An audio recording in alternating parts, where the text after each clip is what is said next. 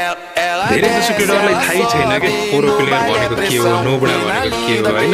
जुन मान्छे कस्टममा गएर वान्टेड हान्छ त्यो प्रो प्लेयर, जसले चाहिँ बडी सर्ट हान्छ त्यो चाहिँ नोबडा रे, बट रे, त्यस्तो चाहिँ होइन। यता केटा किन भन्दाखेरि कस्टम भनेको एउटा सानो मोड मात्रै हो कि, एक प्रकारले यो डुप्लिकेट हो। किन भन्दाखेरि यसमा कस्टममा चाहिँ के हुन्छ केटा, अनलिमिटेड वाल हुन्छ, तिमीले हजारवटा वाल लगाउन पाउँछ कि। त्यही भएर कसैको पनि कस्टमको गेम प्ले देखेर त्यसलाई प्रो प्लेयर नोबडा भनेर जज गर्न चाहिँ मिल्दैन है केटा। किन भन्दाखेरि फ्री फायरमा मेन भनेको फुल म्याप हो। अनि फुल म्यापमा त केटा तिमीहरूलाई थाहा छ गेरिनाले एउटा दुईटा मात्रै वाल दिन्छ कि। अनि त्यसैमाथि एनिमीले वुकङ स्काइलर बोकेर आइदिन्छ होइन।